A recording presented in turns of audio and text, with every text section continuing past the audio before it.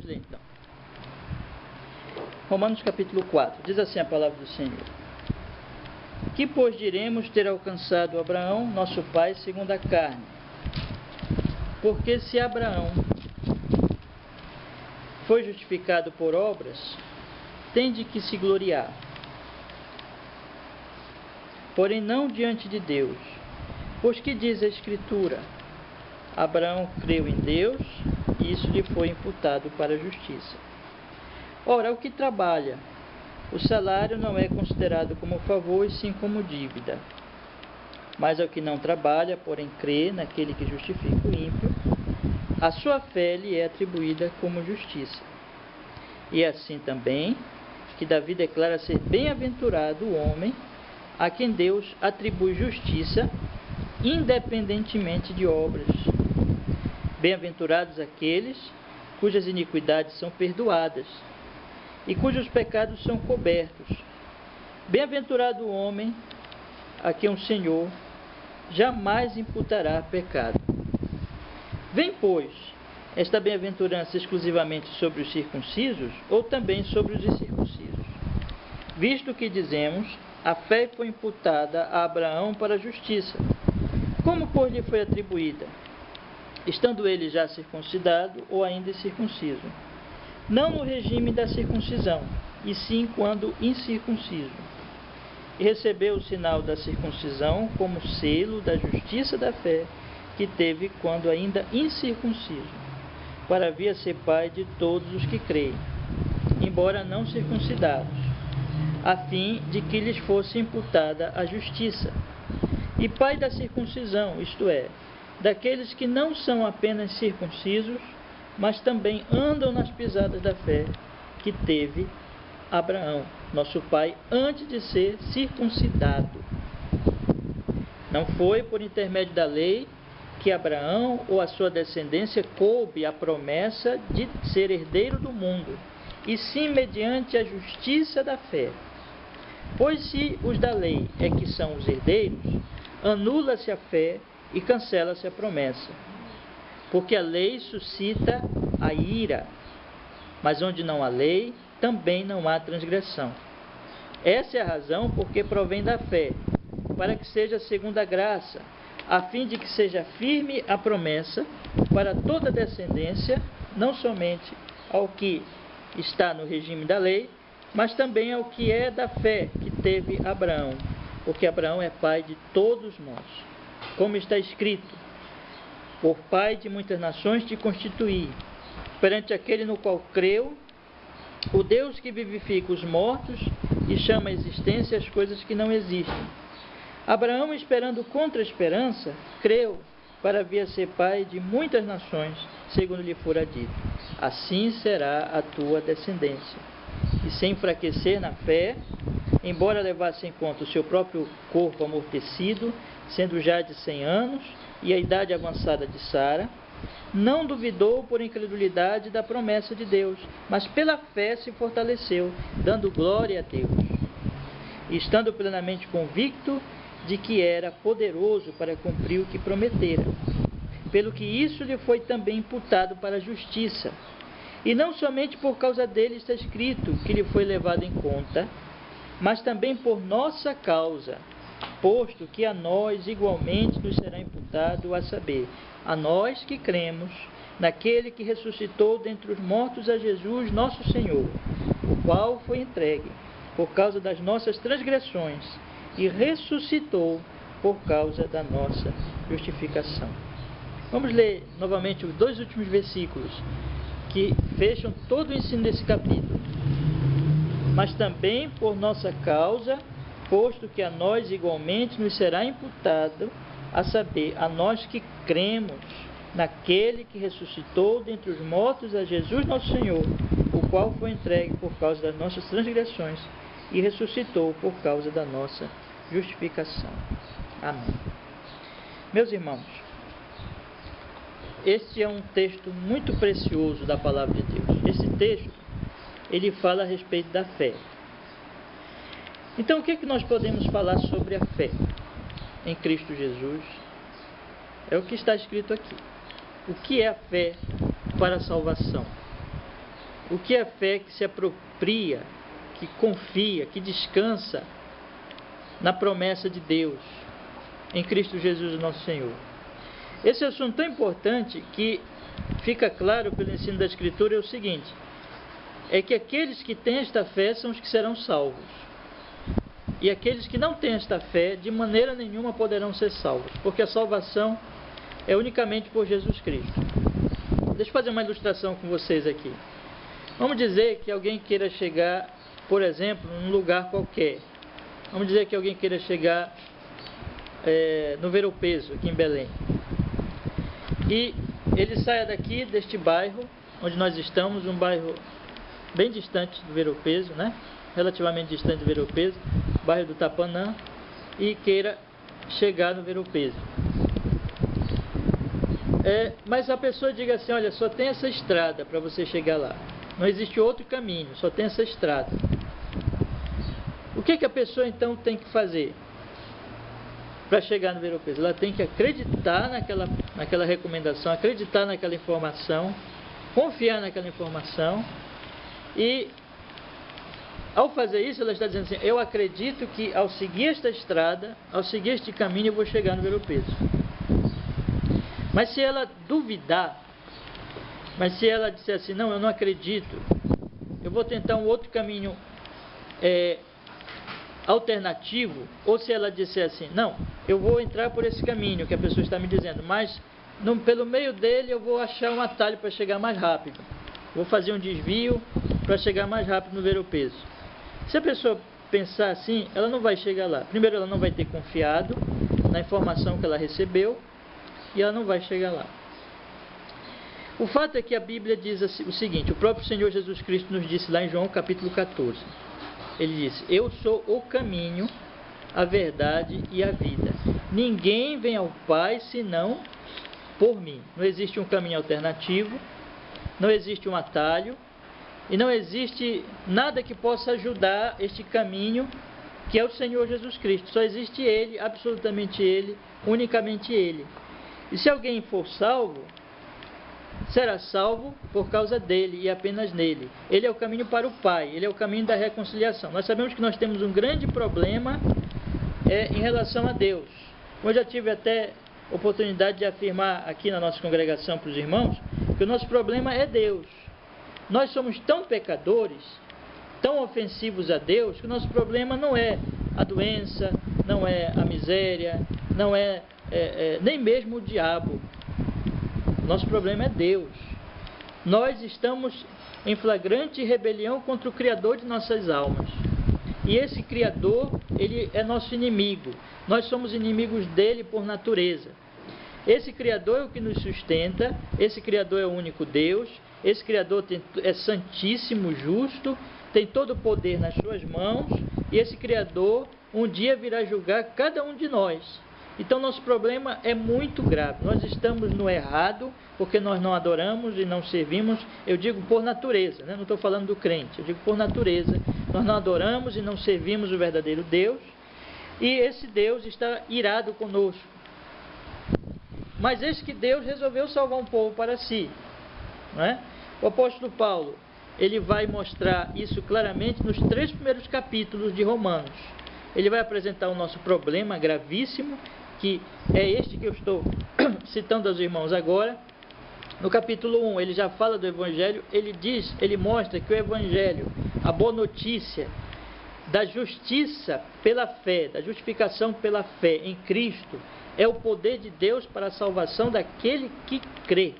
Olha só as palavras de Paulo, lá no início da sua carta ainda, lá no versículos 16, 17, e depois ele diz que a justiça de Deus se revela no Evangelho, né? Depois ele diz que a ira de Deus se revela do céu contra toda impiedade e injustiça dos homens que detêm a verdade pela injustiça. Ele mostra que Deus está irado com esses homens. No capítulo 1 ele fala dos gentios, de todos os povos que têm tido conhecimento de Deus. Ninguém é ignorante sobre Deus. Todos conhecem a Deus, conhecem pela criação. A criação revela a Deus. Conhecem pelas suas próprias consciências, que diz a eles que existe um Criador e manifesta a eles também o padrão da lei de Deus, da lei moral de Deus no coração deles. Mas eles têm negado tudo isso. Eles têm rejeitado tudo isso. E eles têm, como Paulo diz, adorado a criatura no lugar do Criador, que é bendito eternamente. Eles têm sido idólatras. No capítulo 2, o apóstolo Paulo mostra que Deus escolheu um povo no Antigo Testamento, um povo especial, um povo seleto, um povo eleito, e deu a eles a lei, as suas leis. E esse povo, então, foi um povo muito privilegiado, porque recebeu todos os mandamentos e todas as leis de Deus. Mas o que aconteceu com este povo? Este povo não obedeceu a lei de Deus. Esse povo rejeitou a lei, seguiu os seus pecados, seguiu as suas ofensas, seguiu o seu próprio coração mau. Era um povo mau, era um povo incircunciso de coração. Era um povo de natureza teimosa, um povo de natureza que não amava a Deus. E esse povo também pecou contra Deus. Esse povo também rejeitou a sua lei, rejeitou a sua verdade. O apóstolo Paulo então diz, no capítulo 3, a conclusão que ele chega, no capítulo 2 ele ainda fala da hipocrisia religiosa, ele fala do falso moralismo, daquele que se acha melhor do que os pagãos, porque tem um padrão moral que segundo ele é mais justo, mas é também um pecador e tem desobedecido também a lei de Deus. E finalmente no capítulo 3 o apóstolo Paulo chega a essa conclusão, que todos pecaram e destituídos estão da glória de Deus. Que não existe um homem sequer que possa se livrar desse veredito. Um homem que possa dizer assim, eu não estou nessa situação, mas todos os homens estão nessa situação. São pecadores, estão em situação de injustiça diante de Deus, como ele vai falar no capítulo 3, a partir do verso 10. Não há um justo, nenhum sequer, não há quem entenda, não há quem busque a Deus, todos se extraviaram, a uma se fizeram inúteis, não há quem faça o bem, não há nenhum sequer. Então ele vai mostrar que todos estão nessa situação de pecado, por natureza, perdidos debaixo da ira de Deus, tanto gentil como judeu, pecaram contra Deus, todos pecaram e destituídos estão da glória de Deus, e sobre eles permanece a ira de Deus, como a palavra de Deus vai dizer várias vezes, e o apóstolo Paulo vai falar da ira de Deus no primeiro capítulo. Quer dizer, a situação desses homens, irmãos, por natureza, é de perdição eterna. Eles são inimigos de Deus e Deus é inimigo deles. E eles não podem fazer nada para resolver isso. Nada. Por mais que eles tentem, que eles se esforcem, está sempre sobre eles esta condenação. Eles são injustos, eles são pecadores, eles estão em dívida, uma dívida infinita diante do Deus Santo, e no dia do juízo eles serão condenados. Todos nós, eu não sei, irmãos, eu não posso acreditar, se você é um crente, você não percebe a seriedade disso. Se nós que estamos aqui somos crentes verdadeiros, nós não tratamos estes fatos com indiferença.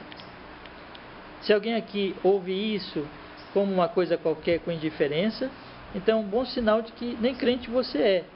Por quê, irmãos? Essa notícia, esse fato, ele é a coisa que logo nós percebemos na nossa conversão. Nós percebemos a nossa perdição eterna. Nós percebemos a nossa culpa. Nós percebemos a ira de Deus. Todo crente genuíno, ele tem esse entendimento, essa percepção. Os olhos dele são abertos. Quando nós cantamos aquele hino, os meus olhos abriram e eu vi a lei de Deus me condenando. Eu percebi que eu sou um réu, culpado, e que eu não posso fazer nada. Todos nós estamos assim, fora de Cristo Jesus. Não há esperança em Cristo Jesus, sem Cristo Jesus, fora de Cristo Jesus. Não há esperança na ciência, não há esperança nas forças dos homens, não há esperança na religião humana, não há esperança em nada disso. Apenas em Jesus Cristo. O apóstolo Paulo então vai mostrar que Deus decidiu salvar sem as obras da lei, porque as obras da lei não podem salvar, porque a própria lei só mostra o pecado. Paulo vai dizer que no versículo 7 e 8 do capítulo 3, por causa da minha mentira, fica em relevo a verdade de Deus para a sua glória, porque sou eu condenado como pecador, e por que não fizemos como alguns caluniosamente afirmam que o fazemos? Pratiquemos mais para que venham bens, a condenação deste é justa. no versículo 9 ele diz: que se conclui, temos nós qualquer vantagem?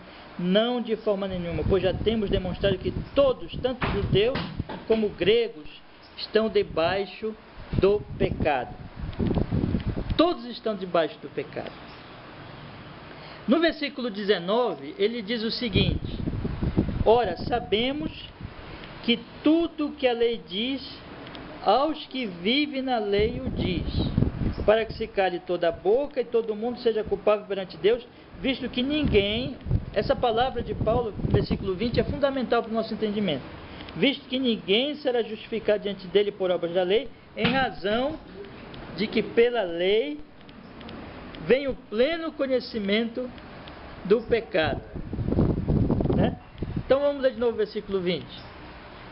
Visto que ninguém será justificado diante dele por obras da lei, em razão de que pela lei vem o pleno conhecimento do pecado. A lei manifestou a minha condenação. Quanto mais eu tento olhar para a lei e dizer assim: eu vou ser justo diante de Deus por praticar as obras da lei. Quanto mais eu me esforço por fazer isso, ouçam bem, irmãos, mais e mais eu descubro o meu pecado. Vocês estão entendendo? Paulo diz assim: se nós seguirmos pelo esforço humano, pela capacidade humana, meramente, unicamente humana, nós vamos agora nos esforçar para... Nós temos a lei de Deus, então vamos nos esforçar para cumprir esses mandamentos à risca, sem falhar, e vamos assim alcançar essa justiça pelas nossas obras e sermos retos diante de Deus, que quando Deus olhar para nós, Deus vai ver uma retidão que vai nos levar então para o céu, vai nos receber na sua morada eterna, no paraíso, no céu, no reino vindouro, porque Ele vai nos ver justos. Se nós pensarmos assim, que nós vamos conseguir isso, o resultado será o inverso. O apóstolo Paulo diz: a lei ou as obras da lei não nos salvarão. Por quê? Porque a lei, ela não vai nos tornar justos, ela vai simplesmente mostrar o que nós somos: pecadores, injustos. Pela lei vem o pleno conhecimento do pecado.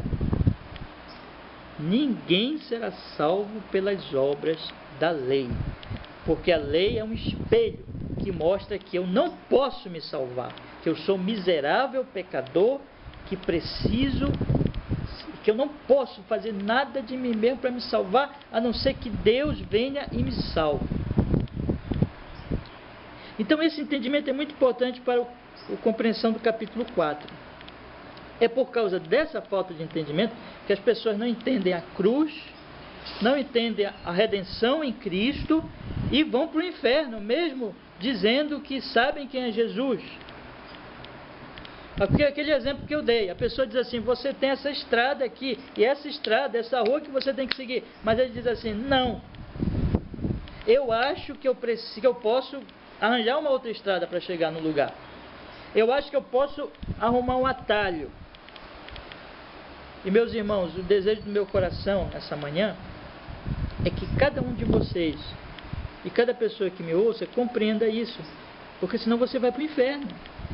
Se você não compreendeu que Cristo Jesus é o caminho, se você pensa que de alguma maneira os seus méritos, as suas obras vão lhe salvar, infelizmente muita gente está até na igreja nessa confiança, entendeu? Está pelas igrejas, mas não confiou realmente em Jesus. Ele continua achando que as obras dele, a força da lei, da obediência dele à lei é que vai lhe salvar. Se alguém pensar assim entre nós, você vai se perder, porque a lei, as obras da lei não vão te salvar, mas vão te condenar naquele dia. As obras da lei, os mandamentos, a lei, mostra que você é um pecador miserável, sem chance, perdido. É como um espelho que mostra o que eu sou. Nós não podemos nos ver sem espelho, né, irmão? Nós nos olhamos no espelho. Então, esse espelho, principalmente o espelho moderno, não o espelho daquela época que não era como o de hoje, mas o espelho moderno, ele nos mostra muita nitidez, como nós somos. Então, essa lei divina, ela mostra o que nós somos, miseráveis pecadores. Que se Deus não tivesse decidido nos salvar, ninguém seria salvo, por mais que se esforçasse ao máximo do seu potencial. Isso não ia mudar nada, porque ele continuaria condenado, pecador, imundo aos olhos de Deus, porque como Isaías diz, as nossas justiças são o quê? Trapo de imundícia aos seus olhos. Então, se você é um crente genuíno e verdadeiro, você já percebeu isso, que a sua fé tem que estar apenas no Salvador, e não nas obras suas, nos seus méritos, naquilo que você possa fazer, mas apenas em Jesus Cristo.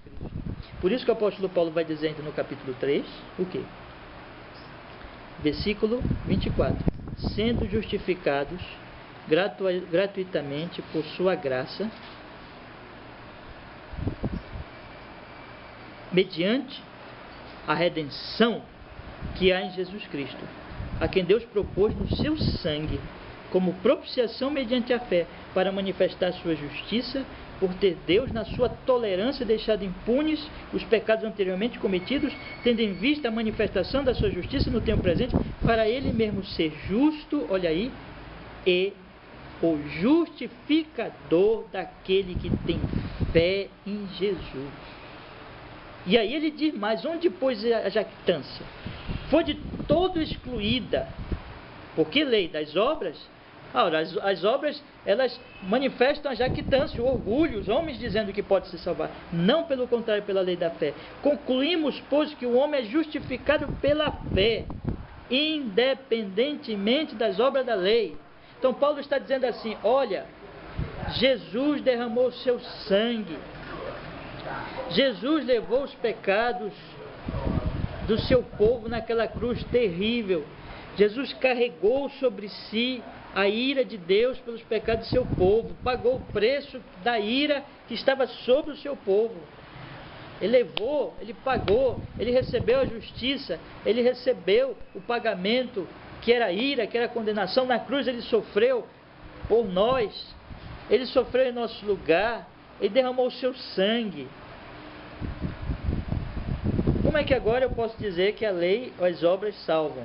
Não, eu tenho então que entrar pela estrada que está me indicada, eu tenho que confiar, ouçam agora, a conexão dos argumentos, as conexões dos argumentos, eu tenho que confiar em Jesus. E é só isso. No momento que eu confio nele, eu estou justificado, porque ele pagou o preço. Mas se eu não confiar, se eu ainda, no meu coração, de alguma maneira achar que pelas minhas obras eu posso alcançar alguma coisa diante de Deus, eu vou me perder. Se eu não confiar nele, eu estarei dispensando o único Redentor, Salvador, dado por Deus para a salvação do seu povo, para a redenção do seu povo.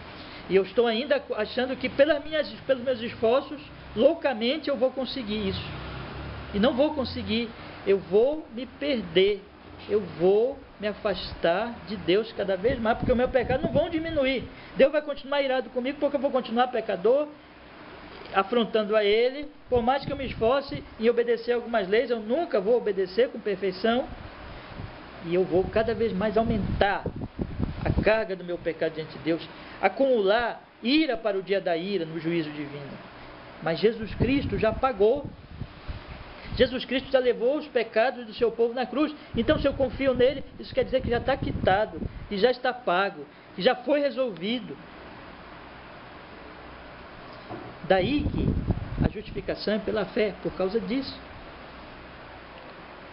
Mas esse é o ensino odiado pelos religiosos hipócritas. E eles odeiam este ensino, e eles pervertem este ensino, e eles afastam este ensino das pessoas. Assim fizeram os fariseus da época de Cristo. Assim, por causa disso, eles odiaram Paulo. Paulo causava um escândalo com essa sua pregação, porque aqueles homens eram homens confiantes nas suas obras. A pregação apostólica, então, causava conflito, escândalo, porque eles achavam absurdo, eles achavam que pela justiça deles, eles poderiam alcançar a salvação, a justificação diante de Deus, aos olhos de Deus.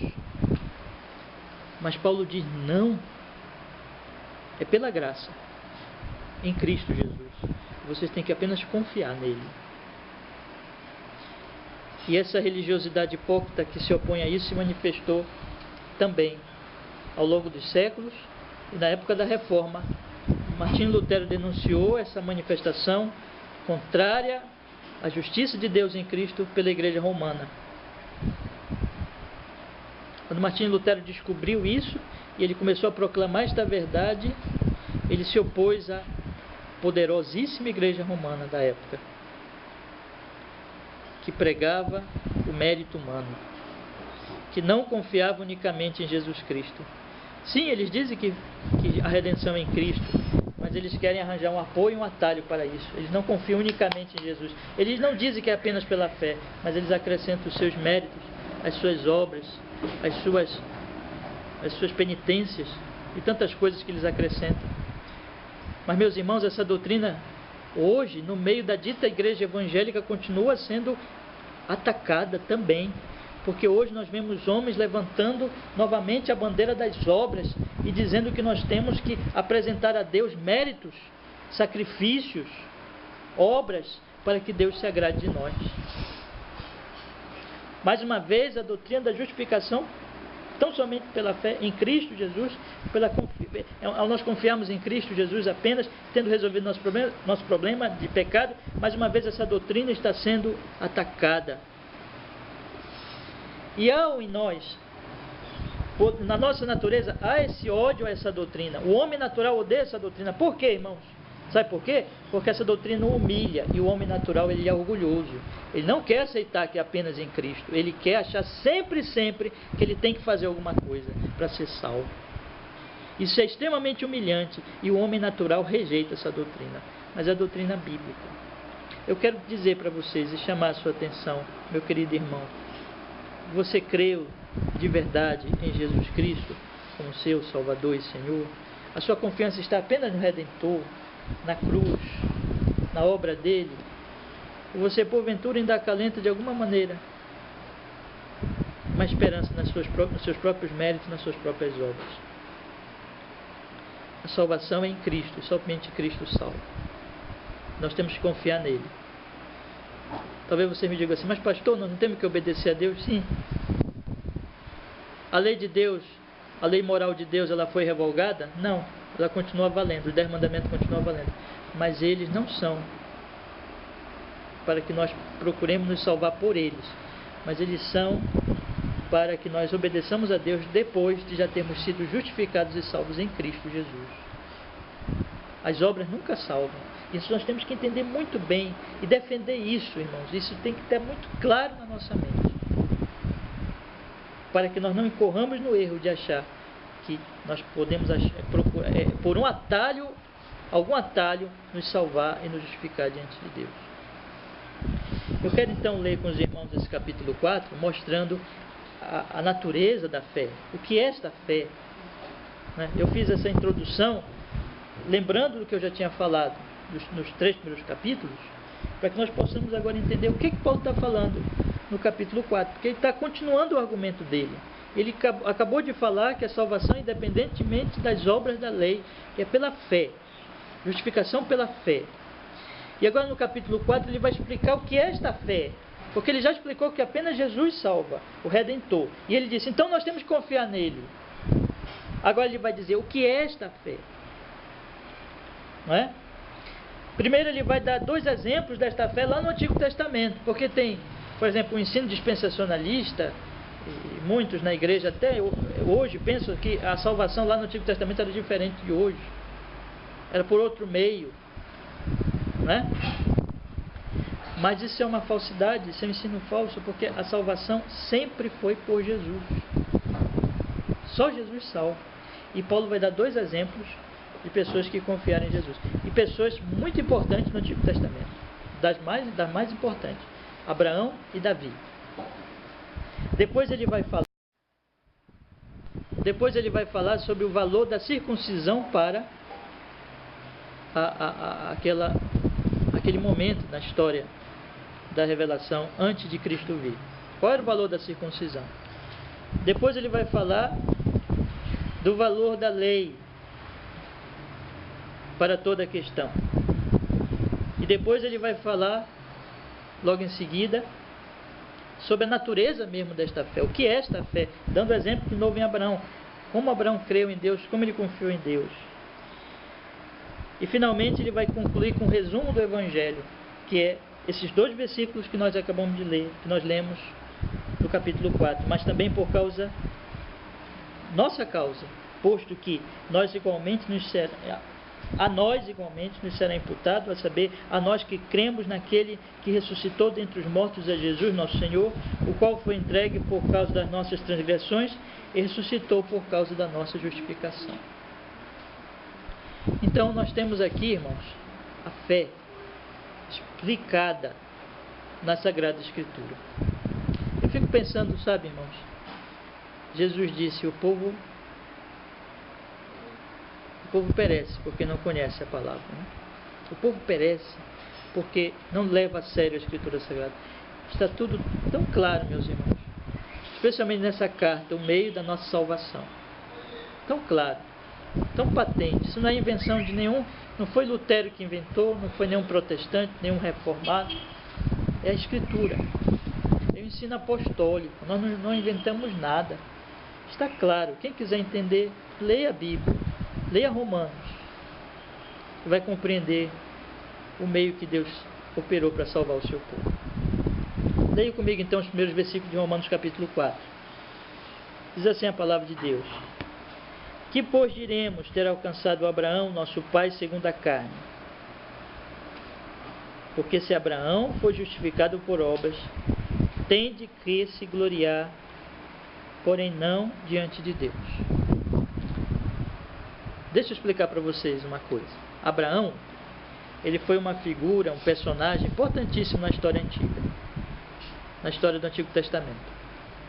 E ele era muito considerado pelos judeus, porque ele era a raiz, Abraão, de Abraão que veio todo Israel, né?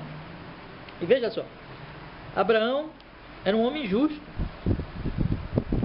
Abraão não era um homem ímpio, não era um homem, meus irmãos,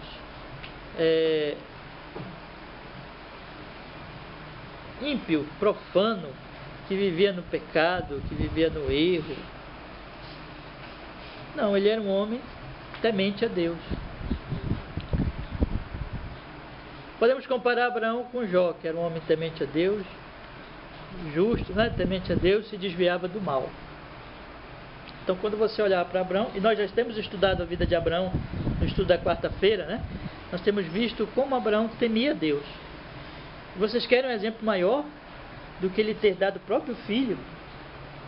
Se dispôs a oferecer o próprio filho porque Deus mandou ele fazer? Não é verdade?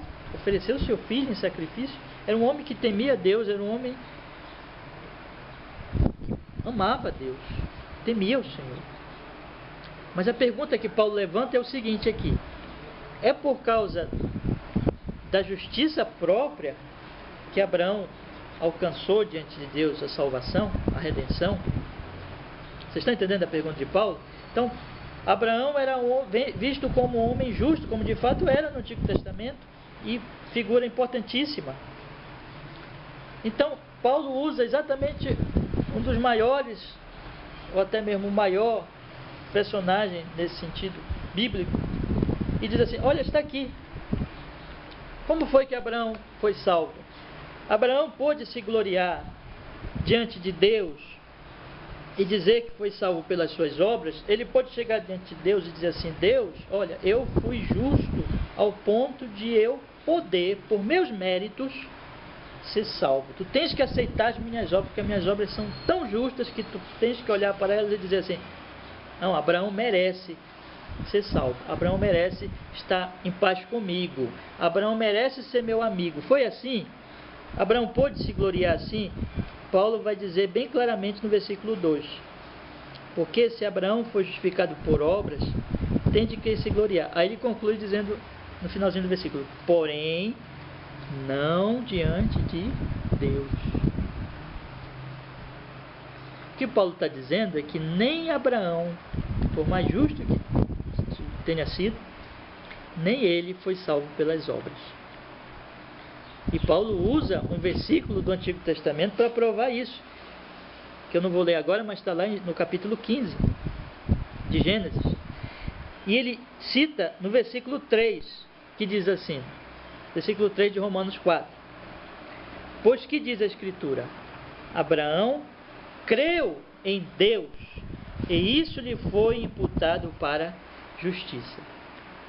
Então, como foi que Abraão alcançou a justiça diante de Deus? Como ele foi considerado justo? Pelas obras? Abraão, que era tão justo, será que pelas obras foi que ele foi considerado justo?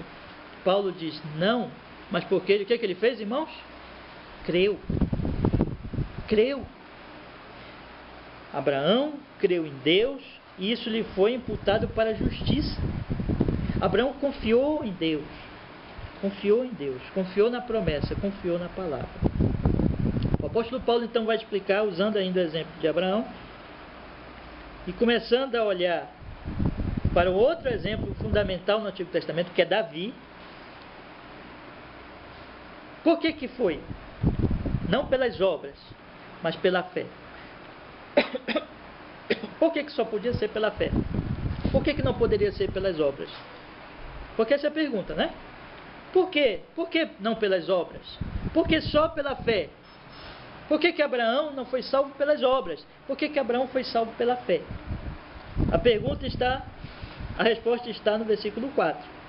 Quando Paulo dá um exemplo do trabalho e do salário, quando ele diz assim, ora, ao que trabalha, o salário não é considerado como favor, e sim como dívida. Mas ao que não trabalha, porém crê naquele que justifica o ímpio, a sua fé lhe é atribuída como justiça. Paulo explica por que pela fé. Paulo dá exemplo do trabalho. Vamos dizer que eu contrate algum de vocês. Da agorinha caiu 2 cocos aí. Custou os irmãos. Né? Exatamente. Aí eu vou contratar, deixa eu ver aqui. Contratar o irmão Sidônio. Já quer ser contratado? Contratado, deixa eu ver quem mais aí. Mais um de vocês, eu coloquei aqui. O Fernando, que está me olhando. O Fernando e o Fábio vai ajudar. Aí eu vou dar para cada irmão, contra irmão, R$10, né? R$10. Para resolver o problema aí desses cocos aí. Caíram. Ainda tirar os coquinhos aí que estão para cair. Né?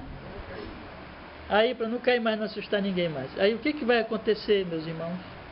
Vocês vão tirar os cocos, descascar, fazer o trabalho. E quem é que vai estar devendo quem? Depois que vocês concluírem o trabalho, quem vai estar devendo? Eu? Eu estou devendo. Vocês estão me devendo alguma coisa? Vocês estão devendo alguma coisa? Não, eu estou devendo vocês. Então Paulo usa esse exemplo aqui. Ao que trabalha, porém, aliás, versículo 4, ao que trabalha, o salário não é considerado como favor. Quando eu pagar o trabalho de descascar o coco, tirar os cocos, descascar, eu não vou estar fazendo nenhum favor. Vocês não estão recebendo aquilo de graça, como um presente, como um favor. Vocês estão recebendo aquilo porque vocês mereceram, vocês trabalharam, vocês deram o suor de vocês naquele trabalho. Aí eu vou pagar vocês, então não é de graça. O empregador, o patrão, está devendo. Todo mês, quando a pessoa trabalha, o fim do mês, ou se for diária, semanal, não sei, o empregador ou o contratante, ele está devendo, ele não está dando aquilo de graça. É uma dívida. Se ele não pagar, você vai dizer, o meu patrão está me devendo o meu salário.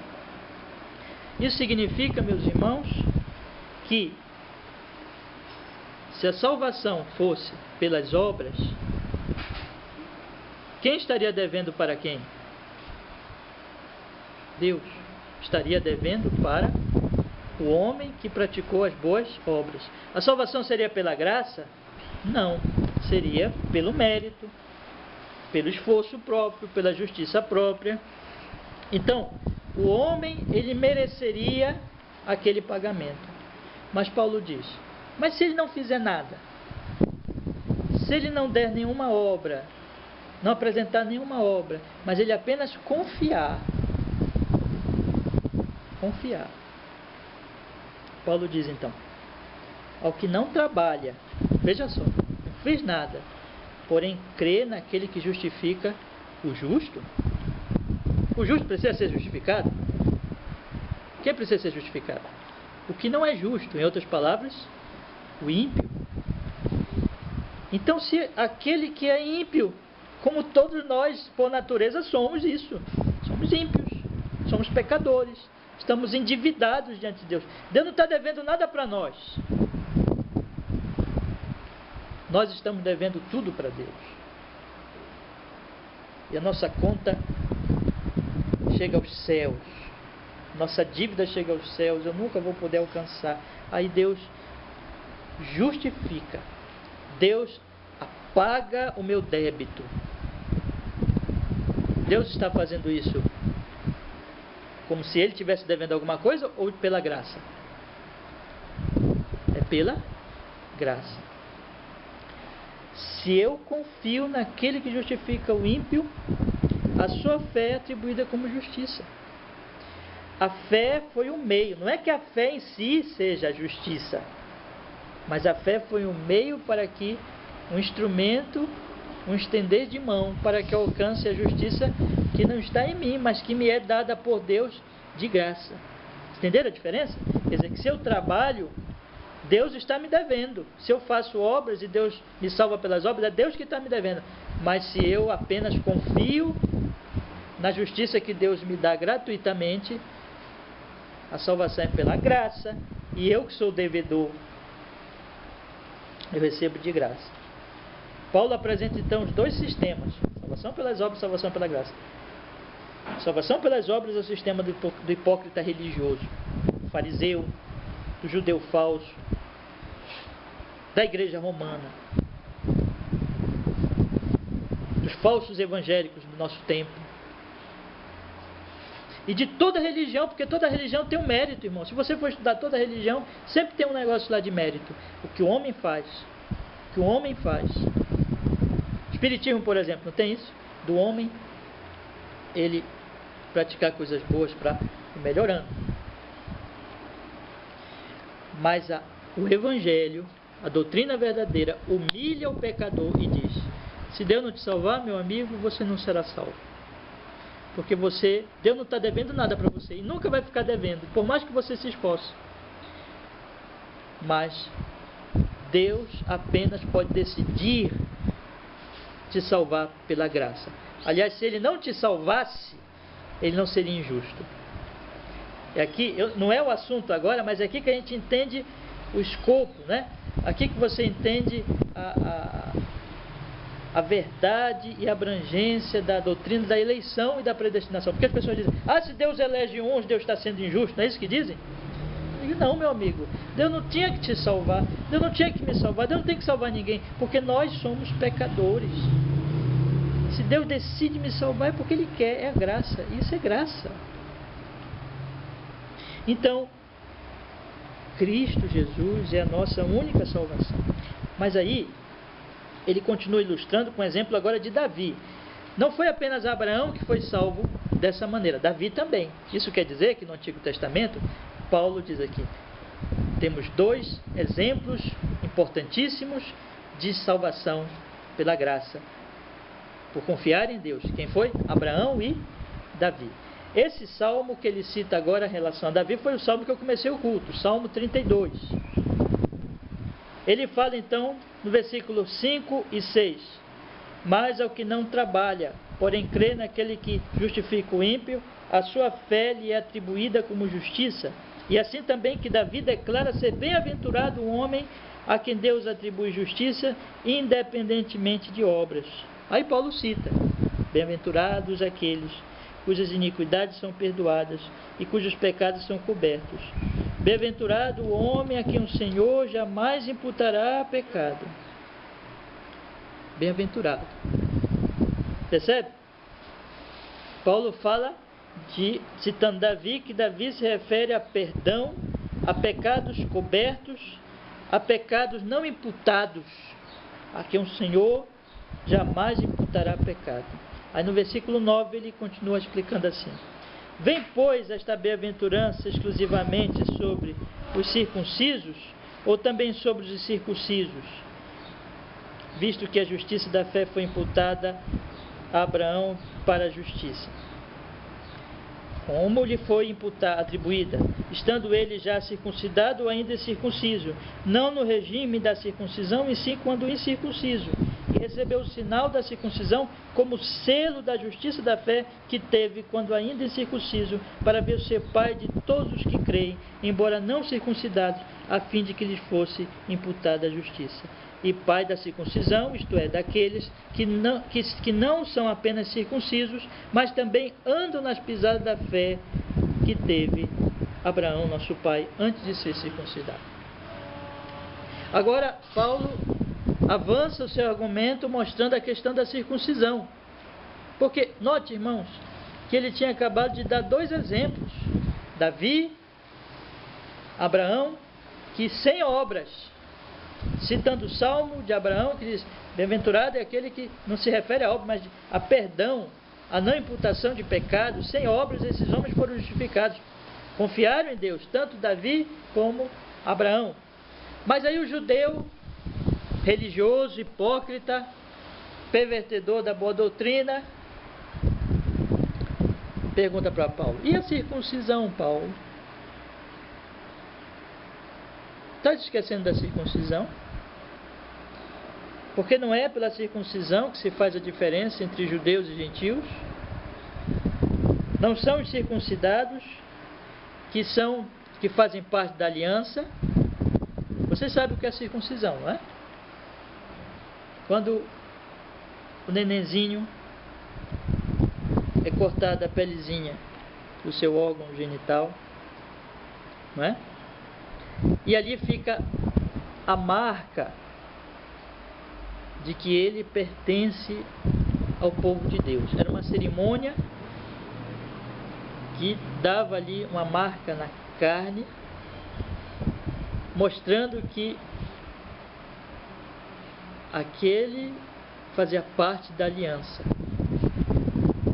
Aí Paulo diz, e o judeu então argumentaria: a circuncisão é que faz a diferença, não a fé. Paulo, você está errado. Esse é um argumento cerimonialista. Esse é um argumento daqueles que dão mais valor às cerimônias do que ao significado delas e do que o que acontece no coração dos homens. Nós vemos isso na própria igreja romana, quando no seu cerimonialismo eles dão mais valor ao batismo do que ao próprio significado do batismo. Quando eles dão mais valor à Eucaristia, né? E tornam aquelas cerimônias como que tendo poder em si, como que nelas realmente há poder e que elas fazem uma diferença real na vida dos que passam por as cerimônias. Esse é um argumento, irmãos, cerimonialista, um argumento muito perigoso por parte de toda a falsa religião. Isso está no meio evangélico hoje também. Isso está no meio evangélico de várias formas. Quando as pessoas começam a dar valor às cerimônias e começam a acreditar que as cerimônias em si, elas têm poder para abençoar as pessoas nelas, há um poder nelas.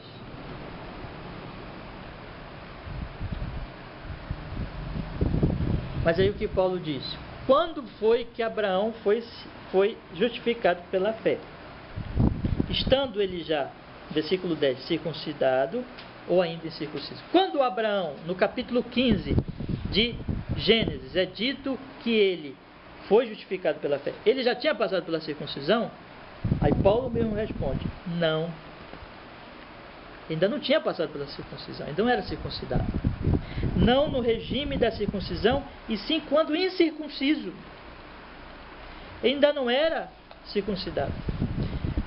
Só para confirmar, irmãos, nós podemos pegar, não feche a Bíblia, por favor, mas em Gênesis capítulo 15, quando é citado esse grande texto pelo apóstolo Paulo, do apóstolo Paulo, é dito o texto, aliás, desculpa, do apóstolo Paulo. Lá no versículo 6, capítulo 15, versículo 6, diz assim: ele creu no Senhor e isso lhe foi imputado para justiça. Justiça. Mas quando foi instituída a circuncisão? Antes disso aqui? Não. Só no capítulo 17. Por volta aí, vamos dizer, de mais de uma década depois deste evento, não é? Então lá no capítulo 17, versículo 9, diz: disse mais Deus: guardarás a minha aliança, tu e a tua descendência no decurso de suas gerações. Esta é a minha aliança que guardareis em mim, entre mim e vós e a tua descendência. Todo macho entre vós será circuncidado. Só depois. Esse é o poderoso argumento de Paulo para aqueles que usavam esse argumento, dizendo: não, é só os circuncidados, é a circuncisão que vale, é a circuncisão que em si mesma ela tem um valor. Ele diz: vocês estão errados, porque o próprio Abraão foi justificado pela fé antes da circuncisão e só depois ele foi circuncidado. Então, para que valeu a circuncisão? Ela tem valor? Sim, ela tem valor, mas não em si própria, mas com uma confirmação. Por isso que Paulo diz: e recebeu, versículo 11, voltando para Romanos 4, e recebeu o sinal da circuncisão como selo da justiça da fé que teve quando ainda incircunciso. A circuncisão é um que, irmãos? Um selo, uma confirmação da fé que ele já tinha antecipadamente. Isso quer dizer que se não tem a fé, a circuncisão não tem poder nenhum. A circuncisão não vai valer se não tiver fé. A circuncisão é uma confirmação da fé. É como, irmão, você fazer um pagamento. Você chega no banco, você faz um pagamento de uma conta de luz, por exemplo. Você chegou lá, deu para o atendente, está aqui. Aí o que o atendente faz? Ele pega o seu dinheiro e ele imprime lá uma senha, uma folhinha de papel que está dizendo lá o que você pagou, ou ele marca no próprio boleto, dá para você, devolve uma parte do boleto com uma confirmação de que aquele documento está pago, aquela dívida está quitada. Então, se não tiver quitado, aquilo vale alguma coisa? Não, aquilo é apenas uma confirmação de que já está pago. É uma confirmação, mas não há valor nele em si, mas é para confirmar. Da mesma maneira, a circuncisão, ela não pode salvar ninguém, mas ela é um selo para aquele que já está salvo. Ela é uma confirmação. Deus na aliança diz: aqui está. Assim é, meus irmãos, o batismo. O batismo tem essa mesma natureza, não é? De ser o quê? O batismo salva.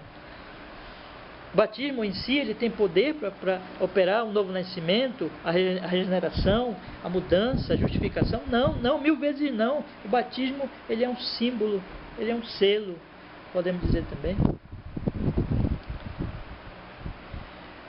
De maneira que, meus irmãos, nós temos essas realidades nas cerimônias que não podem ser substituídas pela fé. Deixa eu falar uma coisa para vocês. Se alguém aqui é batizado, mas não é crente, não adianta.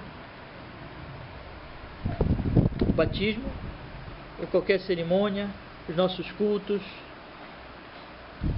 as nossas formas de culto, todas as nossas cerimônias só têm valor real quando aqui dentro eu creio em Jesus. Entendeu?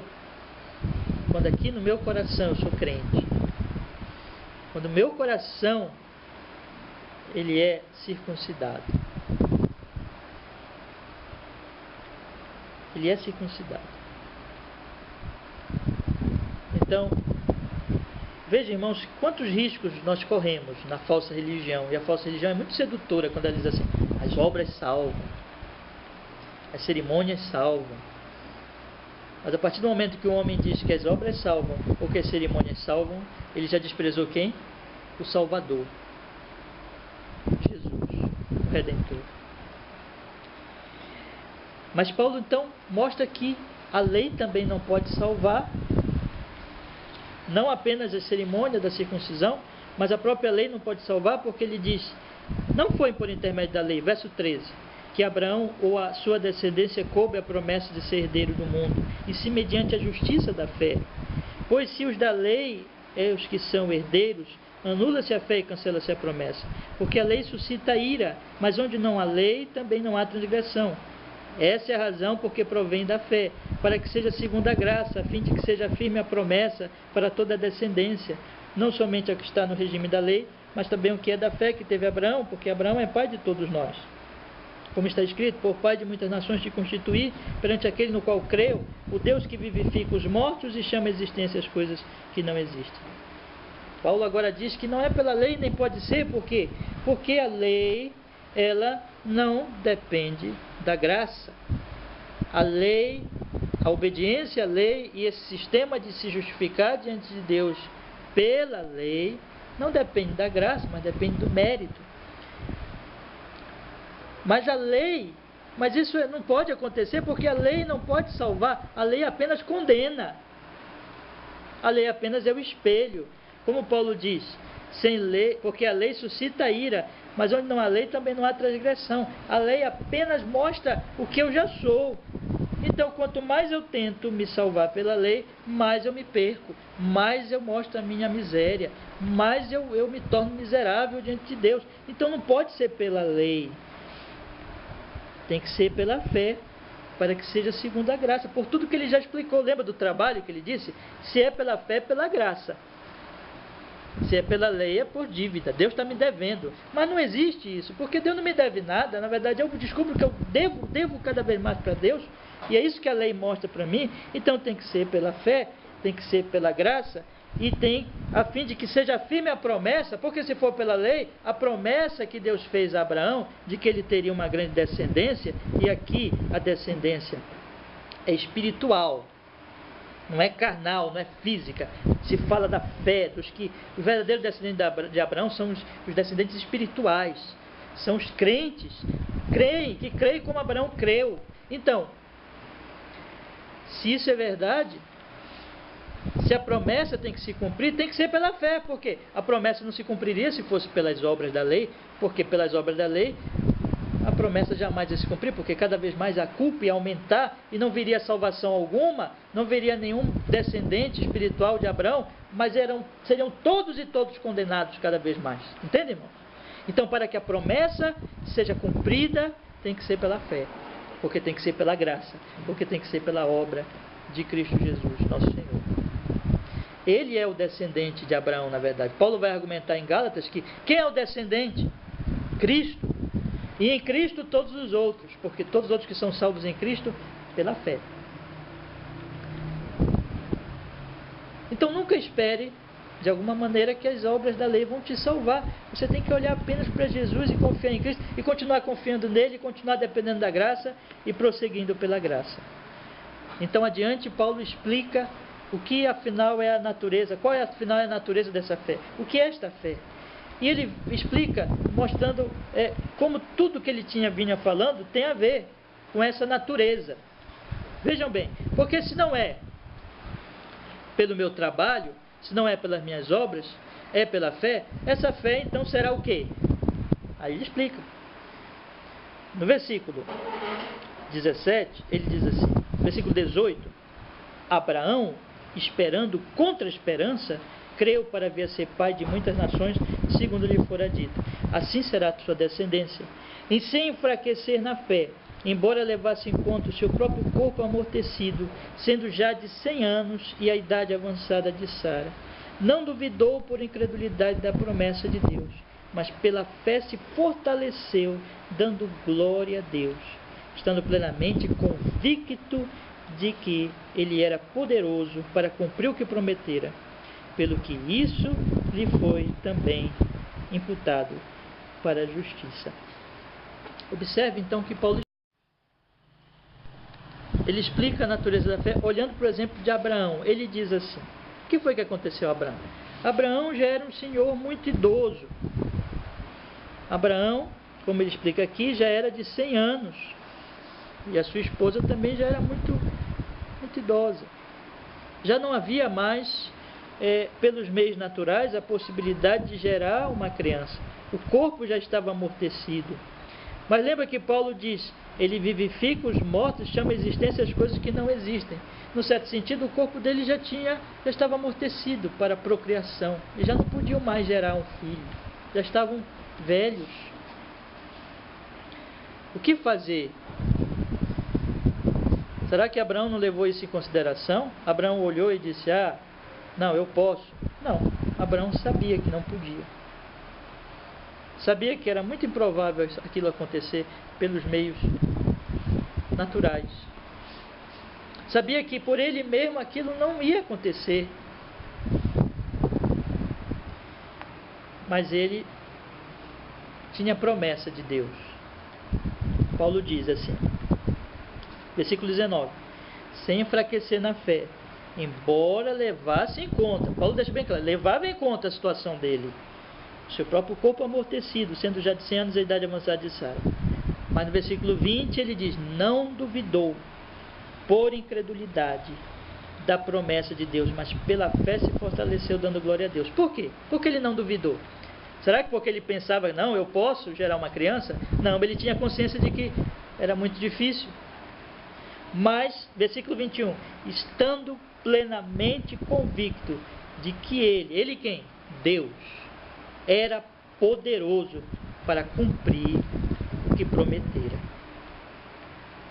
O que é isso então, irmãos? É o seguinte, Abraão olhou para si,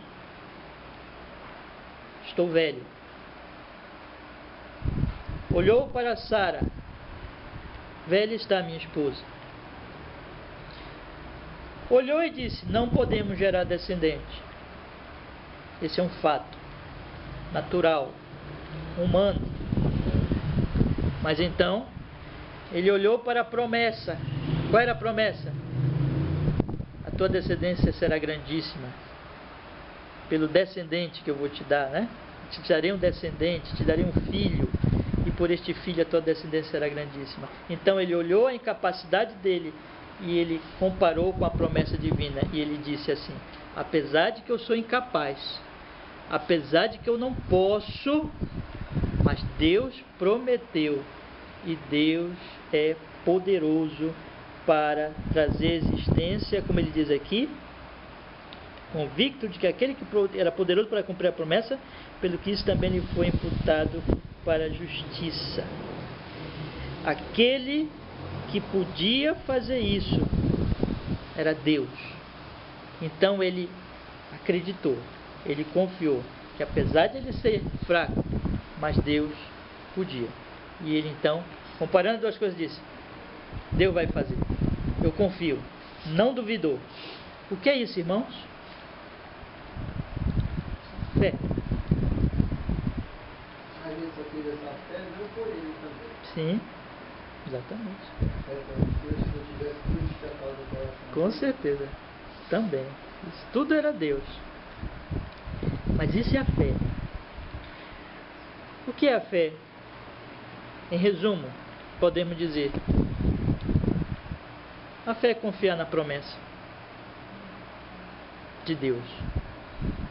Compreendem, meus irmãos? A fé é confiar que Deus vai cumprir o que prometeu, apesar de mim, apesar da minha fraqueza, porque a fé não depende de mim, a fé depende da promessa de Deus, de quem fez a promessa, que é poderoso e fiel e justo. Você tem essa fé em Jesus? Aí Paulo conclui assim. Isso foi só para Abraão? Paulo diz que não somente, pelo que isso também lhe foi imputado para a justiça, verso 22. Mas foi só para Abraão? Não. Para nós que vivemos no tempo da plena proclamação do Evangelho, onde o Senhor Jesus Cristo já veio, já morreu, já viveu, já morreu, passou 3 dias morto, ressuscitou, subiu ao Pai, está lá agora intercedendo por nós. Então Paulo diz E não somente por causa dele, verso 23. Está escrito que lhe foi levado em conta, mas também por nossa causa, posto que nós igualmente nos será imputada, a saber, a nós, que cremos naquele que ressuscitou dentre os mortos, a Jesus, nosso Senhor, o qual foi entregue por causa das nossas transgressões e ressuscitou por causa da nossa justificação. Abraão é um exemplo para nós, crentes de hoje. Você é crente? Você foi justificado, então? Foi imputada a você a justiça? Você crê que Ele ressuscitou dentre os mortos a Jesus nosso Senhor? Você crê que é por causa de que Ele foi entregue pela sua transgressão? De que você é totalmente incapaz e fraco para se salvar? Você não pode fazer nada para se salvar? Mas que Deus já fez, já te salvou, já te redimiu, já te justificou lá na cruz, quando aquele Jesus estava lá, aquele Redentor, aquele homem Deus, Deus homem, estava lá, morrendo no teu lugar, levando a ira de Deus, pagando os preços das tuas transgressões. Você confia nele como seu Salvador e deixa toda e qualquer confiança no teu poder e confia unicamente nele. Deixa toda a confiança nos teus méritos e confia unicamente nele. Esse é o seu caso. Você confia que ele ressuscitou, que ele não está morto, que ele está vivo, está aqui conosco, pelo seu Espírito Santo, está lá agora sentado à direita do Pai, te representando diante do Pai e te tornando justo diante do Pai nele. E que tudo é por Ele, que Ele é o teu alimento, que Ele é a tua santificação, que Ele é a tua justificação, que Ele é a tua redenção, que Ele é tudo para você. Você confia nisso, que Ele está vivo e que essa ressurreição significou que está pago. Que quando Ele ressuscitou, significou que Deus aceitou a obra. Deus ressuscitou Jesus Cristo, dizendo: eu aceitei o preço pago pelos eleitos. Que você é um deles e que você foi justificado em Cristo e que Jesus ressuscitou para a sua justificação. Este é o seu caso, meu querido irmão. Que este seja o nosso caso. Que essa seja a fé nossa, a fé genuinamente evangélica. O que é ser evangélico, irmãos? O que é ser evangélico? É defender este evangelho. Você entendeu a essência do que é ser evangélico? Hoje em dia se fala, né? Evangélico, evangélico, evangélico, todo mundo é evangélico. Mas o que é ser evangélico? Evangélico é isso aqui. Evangelho, vocês querem a definição de evangélico? Está nos 2 últimos versículos do capítulo 4 de Romanos. Mas também por nossa causa, que a nós igualmente nos será imputado, a saber, a nós que cremos naquele que ressuscitou dentre os mortos, a Jesus nosso Senhor, o qual foi entregue por causa das nossas transgressões e ressuscitou por causa da nossa justificação. Evangelho da justificação em Cristo, mediante, tão somente para os que confiam nesse Cristo, porque a salvação é pela graça. Isso é ser evangélico. Que você seja, de fato, evangélico. Que o Senhor nos dê a graça de todos nós confiarmos em Cristo, seu Filho amado. Amém. Vamos orar, meus irmãos. Vamos orar. Amado Deus, nosso Pai, nós te damos graça, Senhor, pela tua infinita misericórdia, o teu amor para conosco. Que o Senhor nos tenha abençoado com a verdade, Pai, da tua santa palavra. A nossa oração é para que esta verdade não seja apenas uma teoria, Senhor, mas o Senhor nos dê fé, nos dê o dom da fé, opere em nós a graça, para que nós confiemos no Senhor Jesus. E assim, Pai, sejamos redimidos, justificados, salvos, e o teu nome, apenas o teu nome, seja glorificado, seja honrado, Senhor. Que assim seja, meu Deus, para a tua glória, para o teu louvor, Senhor. Amém. Graças a Deus, em nome de Jesus. Amém.